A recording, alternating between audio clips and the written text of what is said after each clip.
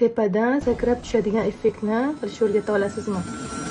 Juda ham oson. Birinchi bo'lib hech narsasiz bitta kadr olib olamiz, keyin esa mushukni tashlaganimizni kadrini olib olamiz. Doimgidek CapCut ilovasiga kirib olamiz va kerakli videoni tanlaymiz. Ekranni kattalashtirib, obyektni yerga tushib kelayotgan joyidan skrinshot qilib olamiz. Va skrinshot qilingan rasmni mana shu yerga yacheykaga qaytadan joylaymiz.